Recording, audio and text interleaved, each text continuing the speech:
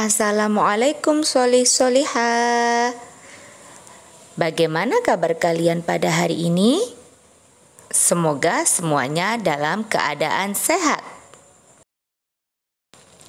Jumpa lagi bersama Ustazah Bella untuk belajar tematik. Materi tematik pada pekan ini adalah aturan di sekolah, bentuk dan wujud benda, dan gambar imajinatif. Sebelum kita mengetahui peraturan di sekolah, Ustazah akan membacakan sebuah ayat yang ada di dalam surah An-Nisa.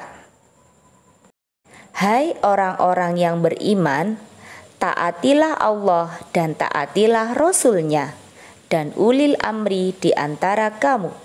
Quran Surah An-Nisa ayat 59.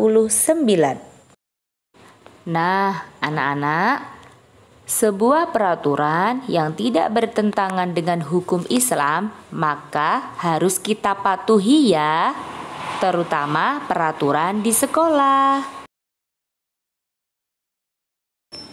Perhatikan video berikut ini. Contoh aturan yang harus ditaati ketika berada di sekolah.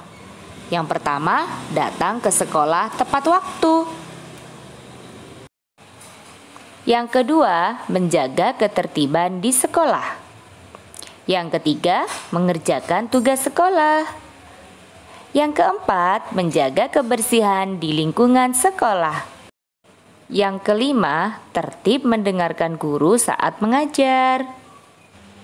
Anak-anak hebat, tahukah kalian bahwa semua warga sekolah harus menaati peraturan sekolah? Aturan sekolah dibuat agar kegiatan belajar mengajar berlangsung dengan baik. Kemudian, jika melanggar aturan sekolah, maka kita akan mendapatkan sanksi atau hukuman. Apakah anak-anak bersedia mematuhi peraturan di sekolah? Bersedia, Ustazah. Ye, alhamdulillah. Nah, sekarang Ustazah ada tugas nih untuk anak-anak hebat. Tugasnya adalah ayo melakukan pengamatan wujud benda. Kali ini Ustazah akan mengajak anak-anak untuk mengamati wujud benda. Seperti yang sudah kita pelajari bahwa wujud benda itu ada 3, yaitu padat, cair, dan gas. Hari ini Ustazah sudah menyiapkan alat dan bahan untuk mengamati wujud benda padat, benda gas, dan benda cair. Ustazah sudah menyiapkan air di dalam botol, kemudian minyak goreng, lalu penghapus, kemudian pensil, kemudian gelas, mangkok, dan balon. Di sini Ustazah menyiapkan balon angka ya. Anak-anak boleh memakai balon yang berbentuk bulat, boleh memakai balon huruf, boleh. Nah, langsung saja. Yang pertama, kita akan mengamati air. Benda cair yaitu air. Awalnya air ini Ustazah letakkan di dalam botol. Maka bentuk air seperti botol.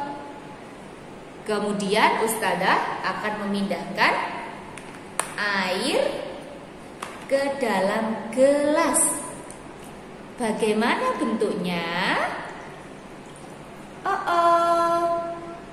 Nah, Ustazah sudah menuangkan air yang di dalam botol ke dalam gelas.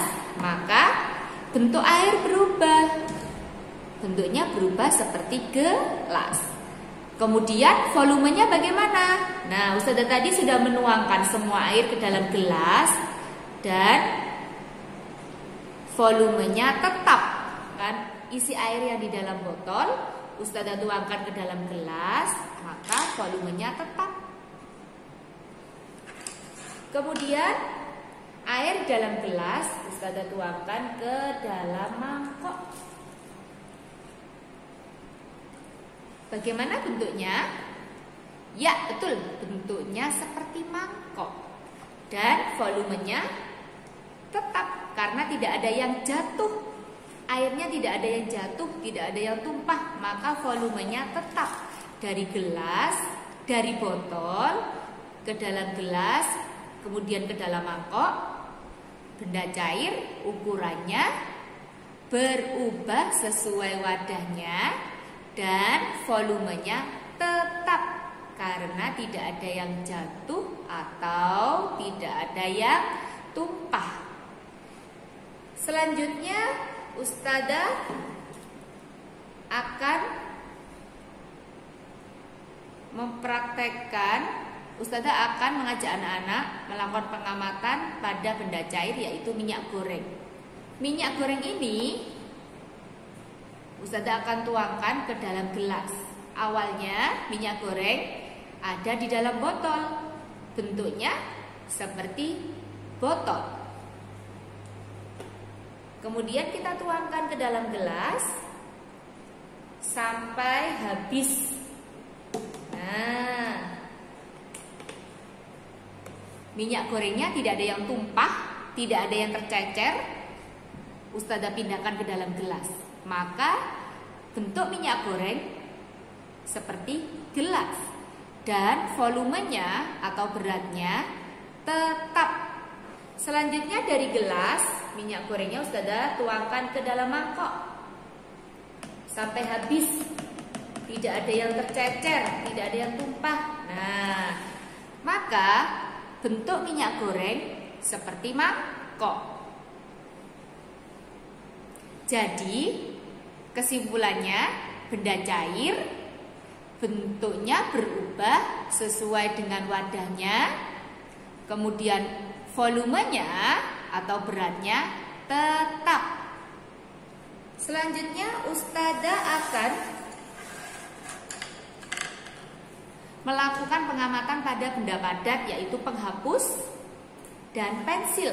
Nah, ketika penghapus diletakkan di atas kertas, bentuknya ini balok ya, bentuknya balok. Nah, penghapus di atas kertas Ustadzah pindahkan ke atas meja.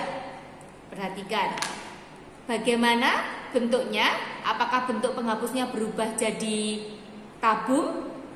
Tidak ya. Jadi penghapusnya bentuknya tetap berbentuk balok. Nah, kemudian volumenya atau beratnya juga tetap karena penghapusnya tidak berkurang atau tidak patah. Nah, ini tetap bentuknya. Selanjutnya pensil. Pensil Ustadzah letakkan, pensilnya sudah letakkan ke dalam gelas. Nah, bentuk pensilnya tabung panjang utuh. Ustadzah letakkan ke dalam gelas, lalu Ustadzah pindahkan ke atas meja. Nah, bagaimana bentuk pensilnya? Bentuk pensilnya tetap ya, dia tidak berkurang atau tidak patah. Nah, kemudian volumenya juga tetap karena dia tidak patah, masih utuh. Nah, jadi kesimpulannya benda padat bentuknya tetap dan ukurannya juga tetap meskipun dipindah-pindah. Kecuali jika dipotong ataupun ditekan ataupun dipatahin, itu bentuknya akan berubah. Tapi ketika tidak dipotong atau tidak dipatahin, maka bentuknya tetap. Benda padat bentuknya tetap dan ukurannya atau volumenya juga tetap. Selanjutnya benda gas. Ini ada balon angka. Nah, ini belum ada isinya ya di dalamnya. Di dalamnya belum berisi apa-apa. Dia masih tipis. Masih tipis ya. Nah, kemudian akan Ustadzah tiup, ya.